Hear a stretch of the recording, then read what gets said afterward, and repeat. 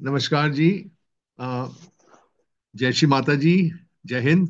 आप सबको मेरी ओर से क्रिसमस और नए साल की शुभकामनाएं। ऑलमोस्ट एक महीने के बाद हम वापस आ रहे हैं आपके सामने, ये एपिसोड नंबर 13 रख के। अ, ये बड़ी खुशी की बात है कि मैं आपके साथ कुछ बातें साझा कर पा रहा हूँ अपनी यादों को लेके, जो श्री माता जी के साथ समय बीता। बहुत ही प्यारा समय था। और कुछ ऐसी ऐसी बातें कभी कभी याद आती हैं जब हम माँ के चरणों में बैठते थे और हम देखते थे कि माँ का हम लोगों के साथ कैसा व्यवहार रहता था, और कैसे सहयोग को समझाने के लिए माँ हमको कहती थी कि कुछ सीरियस नहीं लेना कभी भी। आप हर चीज को बिल्कुल फ्लो में लीजिए। और एक जैसे अबोध इंसान होता है, जैसे गणेश जी होते हैं, वो जैसा भी मतलब अबोधिता में करते हैं वो माँ को अच्छा लगता है। और वो ज्यादा प्लान नहीं करते और वो ज्यादा अपना दिमाग नहीं लगाते। वो केवल अपनी शक्तियां जो उनकी हैं उनसे भी वो इतने वाकिफ नहीं है और बहुत शक्तिशाली होते हैं। तो वैसे ही हमको माँ ने अपनी तरह इस तरह से अबोधिता प्रदान की है हमारे गणेश चक्र से। और हृदय चक्र से जो हमको शुद्धता मिलती है, प्रेम से जो माँ का प्रेम हम लोग अपने हृदय में बसाते हैं। तो ये दो जो हमारे चक्र हैं इतने मजबूत हैं कि एक जाके महागणेश क्राइस्ट बनते हैं हमारे आज्ञा चक्र में। और जो हमारा हृदय चक्र है उसका पीठ हमारे सहस्त्रार पे है। तो अगर हम ये दो चक्रों से कनेक्टेड रहें तो बाकी जो दो चक्रों की हमें सख्त आवश्यकता है, वो है हमारे स्वादिष्ठान चक्र की, जहाँ से हमारी शुद्ध इच्छा और हमारा सृजन शक्ति पैदा होती है। और हमारे विशुद्धि चक्र, जहाँ से हम आचार विचार कर सकते हैं, लोगों के साथ व्यवहार कर सकते हैं अच्छा। तो जब हृदय से प्रेम आए और गणेश जी के हमारे अंदर क्वालिटीज आए, तो शिव जी का जो विटनेस पावर है, जो वो शक्ति है जिसको वो देख के ही सब कुछ ठीक कर सकते हैं, वो सब की हमारे अंदर माँ ने इतनी प्यारी व्यवस्था करी हुई है। और माँ के चरणों में बैठ के मैं जब माँ से बहुत टेंस में होके पूछता था और बोलता था कि माँ ऐसा क्यों हो रहा है, ऐसा क्या है, तो श्री माता जी कहती थी देखो बाहर, आकाश की ओर देखो।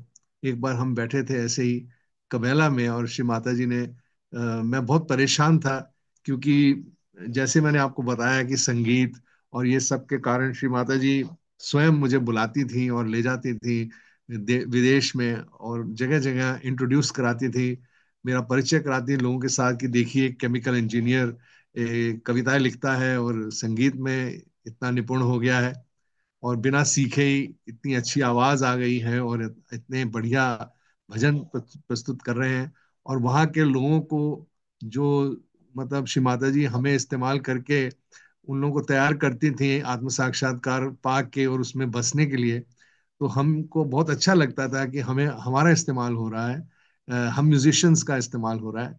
और ये एक उदाहरण श्री माता जी ने शुरुआत मुझसे की, और अब देखिए कि आगे चल के कितने बढ़िया बढ़िया म्यूजिशियंस हमारे सहयोग में आ गए हैं कि वाकई आप तो हमें कोई पूछता भी नहीं है। पर कोई जरूरत भी नहीं थी, क्योंकि उस समय तो माँ ही पूछ रही थी हमको, हर समय हमें माँ ये उदाहरण दे रही थी कि वो हमारी है और हम उनके चरणों में बैठे हैं। और आज हमें वो मिल रहा है आदि शक्ति से, स्वयं जो हमारे चक्रों पे काम करके हमें ठीक करके और हमारा प्रदर्शन कर रही हैं दुनिया में, कि हमको आगे जाके सहज के प्रचार प्रसार में इन चक्रों का इस्तेमाल करना है और लोगों के दिलों को जीतना है और उनको उनके अंदर एक अच्छा परिवर्तन लाना है। तो ये जो माँ ने मेरे अंदर ये शक्ति प्रदान की कि मैं अपने भजनों द्वारा लोगों को प्रभावित कर सकूं, ये बहुत महत्वपूर्ण समय था मेरे लिए। और श्री माता जी ने कोशिश भी बहुत की कि मेरे संगीत को पूरे विश्व में ले जाया जाए। और क्वालिटी में आपको जैसे मैंने बताया कि उन्होंने कभी भी मुझे कहा कि कॉम्प्रोमाइज नहीं करना और खर्चे के ऊपर कभी ध्यान नहीं देना, क्योंकि ये एक हमारे लिए एक बड़ी एक महत्वपूर्ण चीज है जिसको हम तैयार कर रहे हैं। और ये मेरे ख्याल है इस जन्म के अगले जन्म तक भी हम इसका पूरा उपयोग होगा।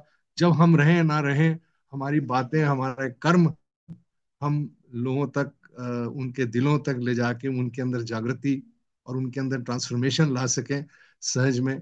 ये माँ ने जो प्रदान किया है, ये मुझे अकेले को नहीं किया है। श्री माता जी बताती थी कि हम सब अकेले जो व्यक्तिगत में सहयोग पाने के बाद एक बहुत ही महत्वपूर्ण, बड़े ही स्ट्रॉन्ग, पावरफुल इंसान बन जाते हैं, कि लोगों के जीवन में अच्छा खासा परिवर्तन लाने की हम लोगों में क्षमता है। मगर क्या हम सच में ये शक्ति का इस्तेमाल कर रहे हैं? क्या हम सच में वो ऐसा कर रहे हैं जिस जो हमें माँ ने जीवन में दिया है? क्या हम जीवन कहीं ऐसे ही तो व्यतीत नहीं कर रहे हैं? तो इन कविताओं में भी कहना पड़ रहा था कि कि जीवन है ये अपना, व्यर्थ से क्यों खोना, बीज रूप में पाया, क्यों ना वृक्ष बनाए, सुंदर वन है सजाना। तो वो जो पहला मेरा जो गाना तैयार हुआ था, वो हमेशा मेरे साथ, मेरे अगले जितने भी भजन बने, जितने भी गीत बने, उनमें एक मैसेज ऐड ही होता था। और कुछ ऐसे समय था कि 1989 में हमारे विदेश के दौरे 88 से जो शुरू हुए, जिसके बारे में मैंने आपको बताया कि अंडोरा में कैसे मैं गया और कितना बड़ा मिरेकल हुआ वीजा लगा के। और श्री माता जी ने फिर मुझे ट्रैवल एजेंट का खिताब दे दिया और कहा कि मेरी मेरी टिकट तुम करो। तो श्री माता जी का पूरा वर्ल्ड का टूर मैं खुद अरेंज करता था। मुझे बुलाती थी, बैठते थे, और श्री माता जी अपना पूरा प्लान करती थी। फिर विदेश से वहाँ के जो लीडर थे वो मुझे कांटेक्ट करते थे और मुझे कहते थे कि श्री माता जी ने अब ट्रैवल करना है, ये उनके डेट्स हैं, और अब आप बताइए कि कौन से एयरक्राफ्ट में और कौन से टाइम में उनका करना है। तो मुझे भी बहुत सीखने को मिला कि जब आदि शक्ति ट्रैवल करती हैं तो उसमें क्या क्या प्रोटोकॉल हमको देखने पड़ते हैं। मुझसे भी बड़ी गलतियां हुई। और इस दौरान जब मैं श्री माता जी के वर्ल्ड टूर्स प्लान करता था और टिकटें भी मैं ही करता था, ट्रैवल एजेंसी माँ ने मेरी खुलवा दी थी। और साथ ही साथ जब कबैला में पूजा होनी, तो हर पूजा के लिए सहयोगी मेरे पास आते थे, और यहाँ से 150 टिकटें, कभी कभी एरोफ्लोट की पूरी फ्लाइट ही बुक करनी पड़ जाती थी। या कभी कभी हमने एयर इंडिया और कितने भी ये एलिटेलिया जैसे प्लेन्स जो कि मिलान जाते हैं वहाँ पूजा के लिए। तो 1988 89 से ये दौरा शुरू हुआ, और फिर मैंने अपनी एक ट्रैवल एजेंसी ही बना ली। और वहाँ पे श्री माता जी ने पहला जब मेरा राउंड द वर्ल्ड टिकट मुझसे खरीदा, तो मुझे याद है कि मैंने वो श्री माता जी ने जब चेक दिया मेरे को अपनी टिकट का, तो वो चेक मैंने अब उसको नोटिस बोर्ड पे लगा दिया। और श्री माता ने कई महीने देखा कि मैंने वो चेक से पैसे ही नहीं लिए। तो एक दिन बुला के मुझे कहा कि तुम क्या अपने आप अपने जेब से खर्च रहे हो कि हमारे मेरे आने जाने का टिकट? तो ये तो तुम्हें बहुत महंगा पड़ेगा। बहुत हंस रहे थे और मुझे कहने लगे कि आप उस चेक को जरूर डालिए। तो मैंने कहा नहीं माँ, वो तो आपका साइन हुआ ओरिजिनल है, मैं उसको कैसे डालूं? तो माँ ने कहा ऐसा मत सोचिए, आप उसका कॉपी करा के रख लीजिए, मगर वो चेक को इनकैश कराइए। तो इतने माँ जो थे, इतने मतलब डाउन टू अर्थ जैसे कहते हैं, हमारे साथ पेश आते थे कि हम उनके साथ खुल के कुछ भी बात कर सकते थे। और वो हमको अपनी सरल तरीके से इतना ज्ञान, इतना कुछ दे देती थी माँ। और साथ ही साथ सीखने को मिला। और मैं फिर मानोगे नहीं, मैं 1989 से जैसे ही मैंने कदम रखा ट्रैवल लाइन में, तो ये मेरा प्रोफेशन ही बन गया। मैं सब कुछ छोड़ के एक ट्रैवल एजेंट बन गया, और मुझे एक ऑफिस मिल गया, और साथ ही साथ इतना काम मिलने लग गया। एक तो हमारे सहजी भाई आके ले जाते थे टिकटें बाहर जाने के लिए, और भी हमारे सहजी भाइयों को पता चला, और वो मुझसे पूछने लगे कि ये ट्रैवल का काम आप कैसे करते हैं, हमको भी करना है। तो इस तरह से हमारे कुछ सहजी भाई भी ट्रैवल लाइन में आ गए। मुझे बड़ी खुशी है कि आज भी वो इतना ट्रैवल का काम कर रहे हैं। मगर मेरे अगले 30 साल लगातार ट्रैवल का ही काम में फिर मसरूफ रहा मैं। उसी में मेरा सारा समय और मेरी सारी कमाई और मेरा सब जाता था। मगर माँ जब बुला लेती थी हर साल, उसके लिए परमानेंटली मैं कहूँगा कि मैं समय रखता था। अपना काम छोड़ छाड़ के मैं चला जाता था जब भी माँ बुलाती थी। और माँ मेरा ख्याल है 1989 से लेकर 2004 तक श्री माता अली लगातार हर साल कवेला बुलाती थी, टिकट भेजती थी। और निर्मल संगीत सरिता मोस्टली हमारे साथ होती थी, नहीं तो कभी कभी मैं अकेला भी गया हूँ। और कासल में, कबेला के कैसल में श्री माता जी हमको रखती थी। और कुछ रिश्ते के कारण जब माता पिता भी मेरे साथ होते थे, तो बहुत ही मतलब क्या कहें कि श्री माता जी हमें समधी की तरह ट्रीट करती थी उस समय। और हम तो बिल्कुल श्री माता जी से जो बैठ के सीखने को अलग से मिलता था, उनका बच्चा बन के और फिर उनका रिश्तेदार बन के, वो भी दुविधा में कभी कभी हमें ले आती थी। वो मैं तो कहूंगा कि ये श्री माता जी की माया थी कि वो मुझे दोनों रास्ते दिखाती थी कि या तो मेरे बच्चे हो या तो मेरे रिश्तेदार हो, और दोनों का मजा हमने श्री माता जी के चरणों में उठाया। माँ, हमें तो बहुत बहुत आप पे बहुत, I don't know what to say, but mother I am so grateful to you that आपने इतना समय दिया हमको आपके चरणों में बैठने के लिए और सीखने के लिए। तो मैं कह रहा था कि जिस सरलता से श्री माता जी ने बहुत सारी चीजें सिखाई कि कभी कोई चीज को इतना सीरियसली नहीं लेना। हमेशा ऐसा लगे कि जो भाव में आपको आ रहा है अब ध्यान करते रहिए, और ध्यान से मत हटिए। चक्रों की शुद्धता बनाए रखना और तत्वों का इस्तेमाल करके चक्रों को शुद्ध रखना, ये एक हमारे ऊपर जिम्मेदारी थी।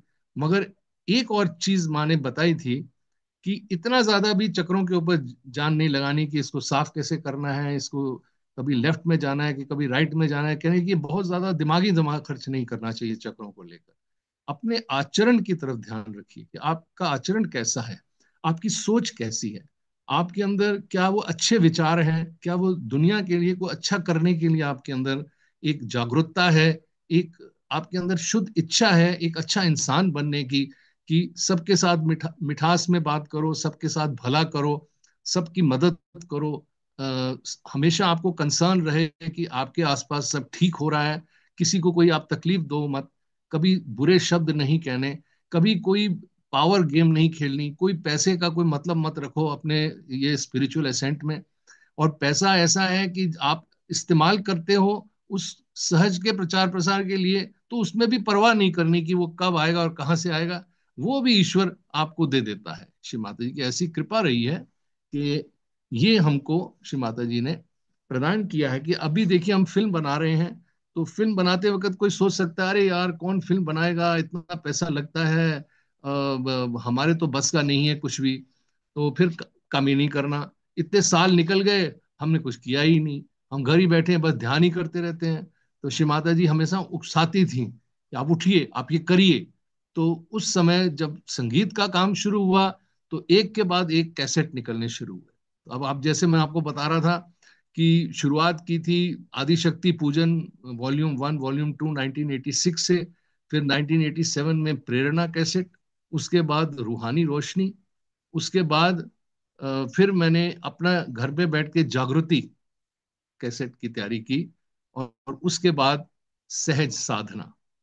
तो एक एक करके ये हमारे कैसेट निकले, और श्री माता जी के सामने बैठ के एक एक गाने की चर्चा होती थी, और श्री माता जी अप्रूव करती थी, फिर उसको हम रिकॉर्ड करते थे। तो ऐसे करते करते समय जो है पता नहीं चला कहाँ गया, और बहुत आनंदमय रहा श्री माता जी के श्री चरणों में बैठकर।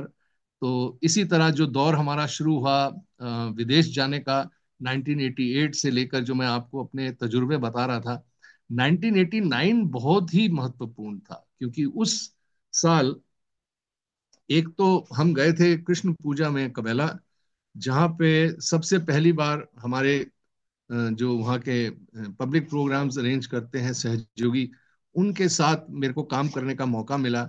प्लस मेरे 3-4 कैसेट आ चुके थे, श्री माता जी के पब्लिक प्रोग्राम्स अरेंज हो रहे थे, और वहाँ मुझे गाने का मौका मिल रहा था बाबा मामा और निर्मल संगीत सरिता के साथ।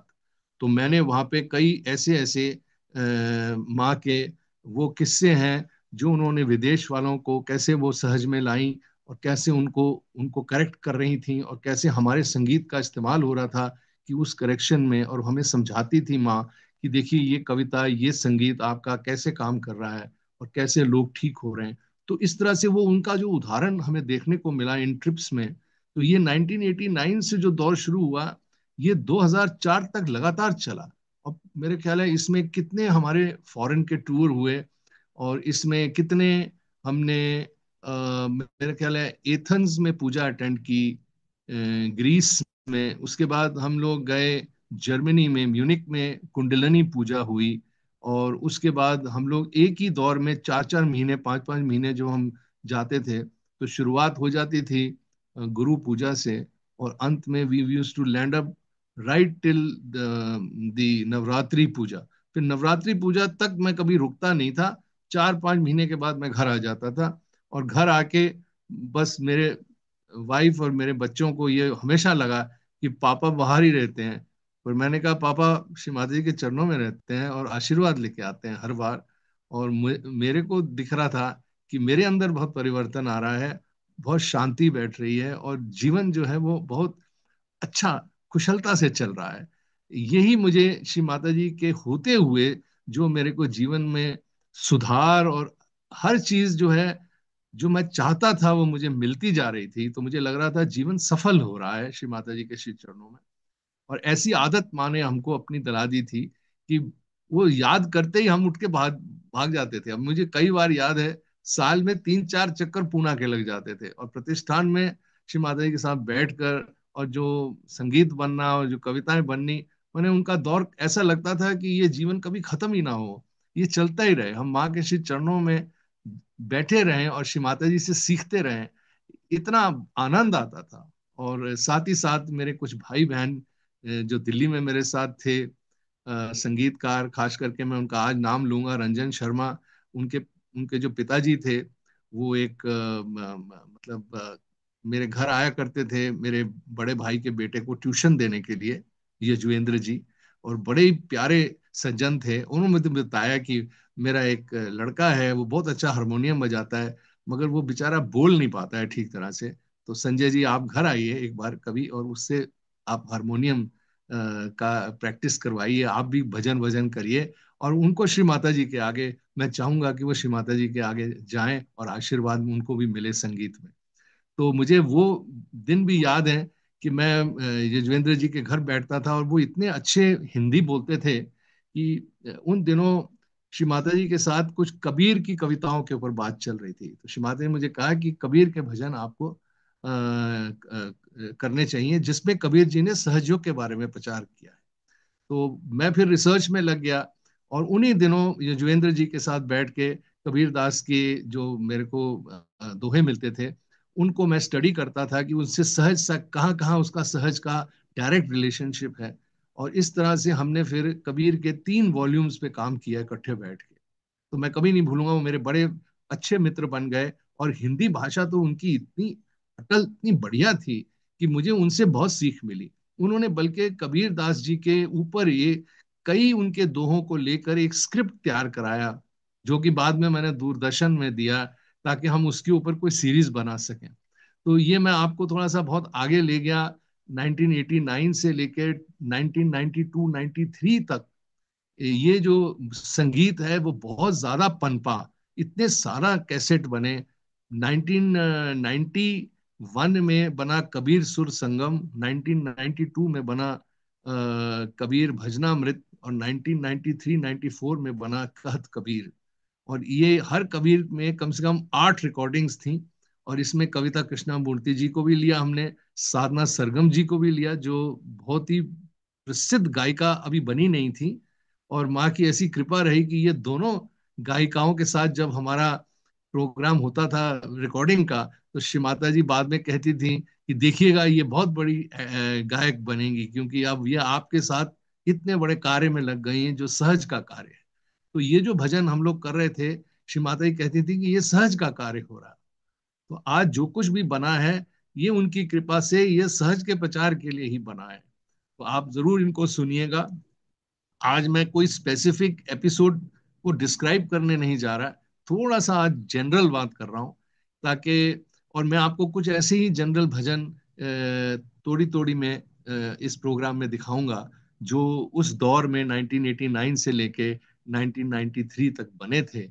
और फिर मैं कोशिश करूंगा वापस चल के एक एक करके आपको कुछ एपिसोड्स याद करके, जो बहुत महत्वपूर्ण समय था मेरा, जहां से कुछ मैंने सीखा, जो मैं लगता है कि मैं आपको बताऊंगा तो आपको भी आनंद आएगा कि इन अनुभवों के पीछे कितने कितने सीखने के राज थे जो मुझे मिले। और मेरे थ्रू अगर आपको कोई भी फायदा हो तो मुझे बहुत खुशी होगी।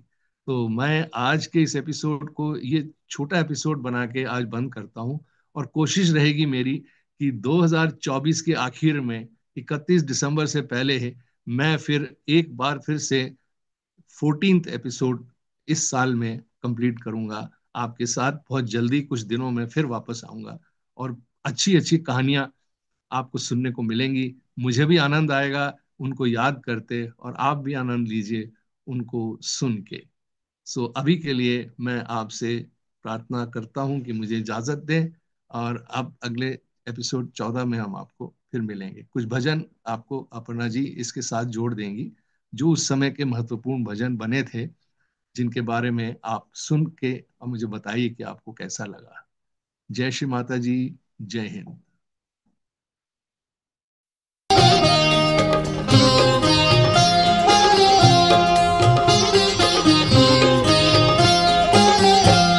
खुदाए जन्नत में, खुदाए जन्नत में कोई भी खाली हाथ नहीं। मिलती है बेशुमार दौलत, जिसका कोई शुमार नहीं। खुदाए जन्नत में, खुदाए जन्नत में।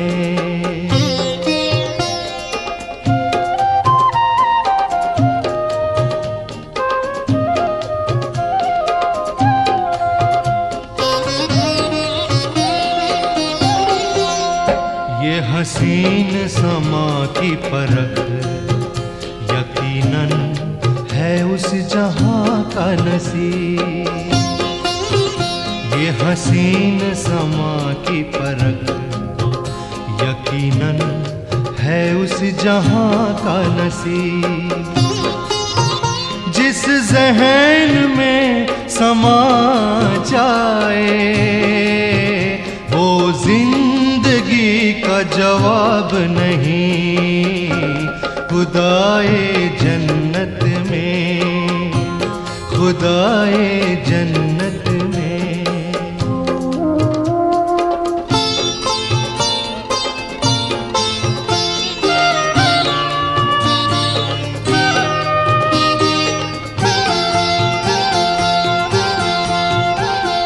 दूसरे संग खुद को जाने है, जो हर कमी अपनी पहचाने है, जो हर कमी अपनी पहचाने है। उस जिंदगी का रुख कुछ और बने, जहाँ गम का नाम निशान नहीं। खुदाए जन्नत में, खुदाए जन्नत में।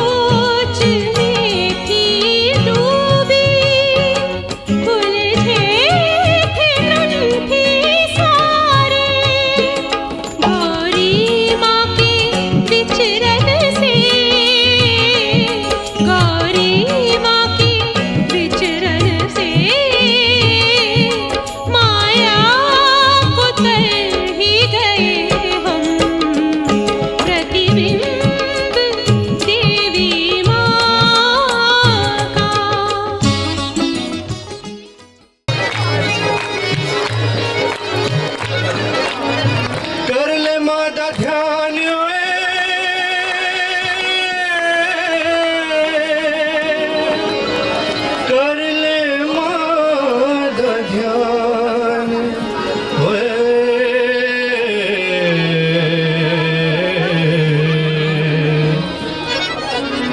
कर ले मादा ध्यान बंदे, कर ले मादा ध्यान होए।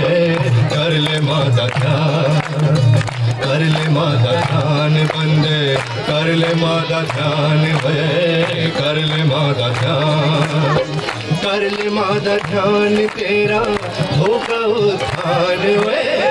कर ले मादा ध्यान बंदे, कर ले मादा ध्यान होए। कर ले मादा ध्यान, कर ले मादा ध्यान तेरा होगा उत्थान होए।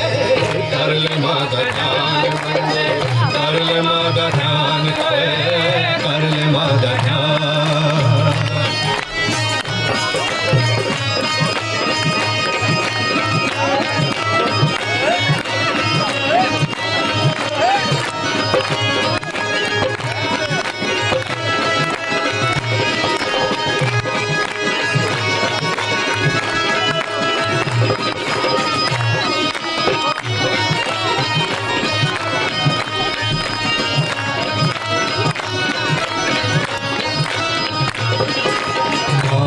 ही है सब कुछ अपना और सब कुछ है पराया। माँ विच ही है सब कुछ अपना और सब कुछ है पराया। अंत समय पछताएगा घर मानो ना अपनाया। अंत समय पछताएगा घर मानो ना अपनाया। भटके मुसाफिर रुक जा हुन तू, भटके मुसाफिर रुक जा हुन तू, इस विच है कल्याण। समय नु पहचान बंदे, समय नु पहचान ओए। कर ले मादा ध्यान बंदे, कर ले मादा ध्यान ओए। कर ले मादा ध्यान, कर ले मादा ध्यान तेरा होगा उत्थान ओए। कर ले मादा ध्यान बंदे, कर ले मादा ध्यान ओए। कर ले मादा ध्यान।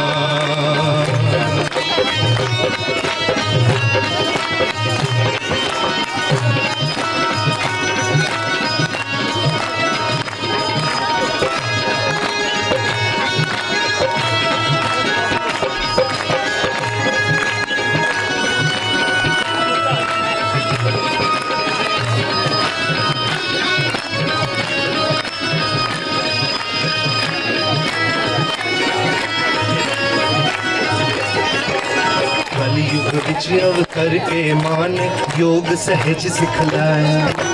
कलयुग विच अवतर के मान योग सहज सिखलाया। भव सागर माया नु करके धर्मातीत बनाया। भव सागर माया नु करके धर्मातीत बनाया। हृदय कमल विच ज्योत जला ले ओ, हृदय कमल विच ज्योत जला ले कर्मो दामान। समय नु पहचान बंदे, समय नु पहचान वे। कर ले मादा ध्यान बंदे, कर ले मादा ध्यान वे। कर ले मादा ध्यान, कर ले मादा ध्यान तेरा होगा उत्थान वे। कर ले मादा ध्यान बंदे, कर ले मादा ध्यान वे। कर ले मादा ध्यान।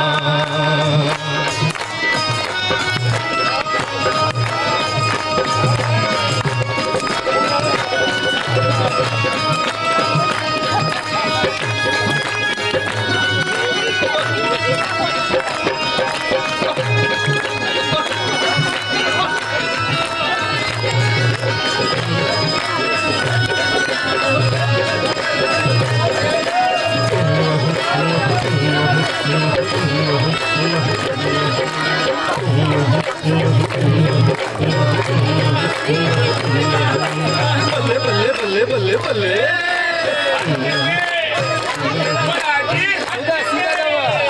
महाराजी चटके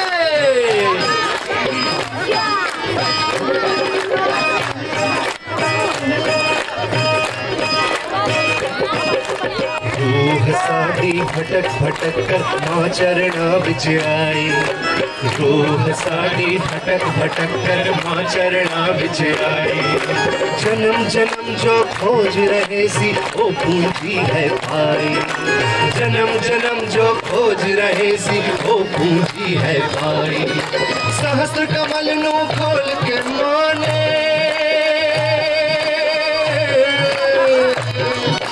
सहस्त्र कमल नु खोल के माने दे दिता वरदान। समय नु पहचान बंदे, समय नु पहचान वे। कर ले मादा ध्यान, कर ले मादा ध्यान, कर ले मादा ध्यान, कर ले मादा ध्यान तेरा होगा उद्धार वे। कर ले मादा ध्यान बंदे, कर ले मादा ध्यान वे। कर ले मादा ध्यान तेरा होगा उद्धार वे। कर ले मादा ध्यान बंदे, कर ले मादा ध्यान वे। कर ले मादा ध्यान।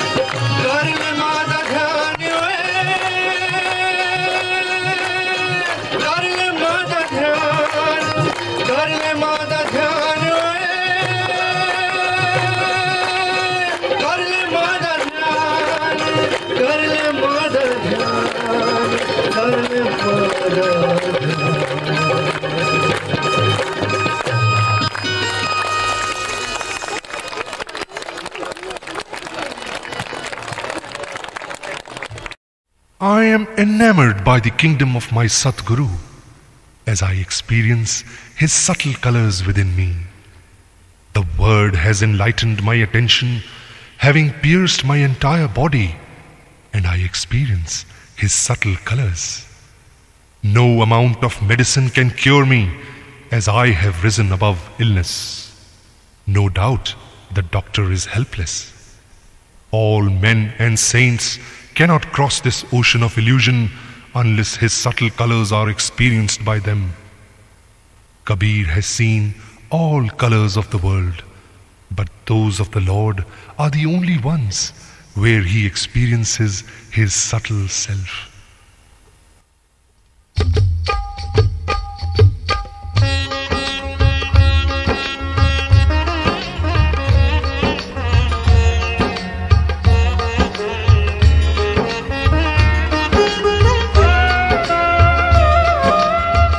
सतगुरु हो महाराज मोहे, साईं रंग डारा, साईं रंग डारा, साईं रंग डारा, साईं रंग डारा।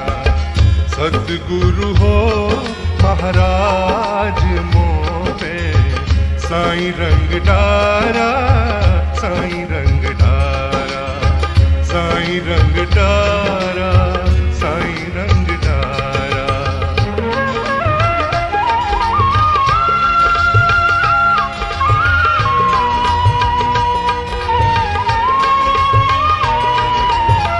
शब्द की चोट लगी मोरे मन में, शब्द की चोट लगी मोरे मन में, बैठ गया तन सारा सारा, साईं रंग डारा।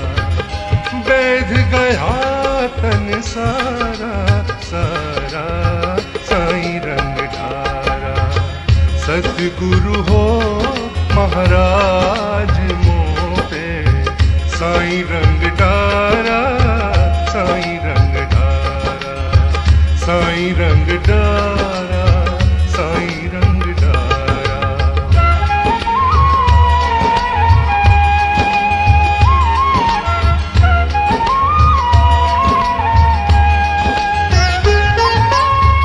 औषधि मूल कछु नहीं लागे, औषधि मूल कछु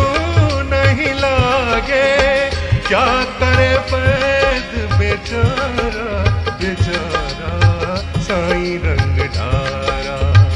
क्या करे वैद बेचारा बेचारा साईं रंग ढारा। सतगुरु हो महाराज मोहे साईं रंग ढारा साईं रंग ढारा साईं रंग ढारा।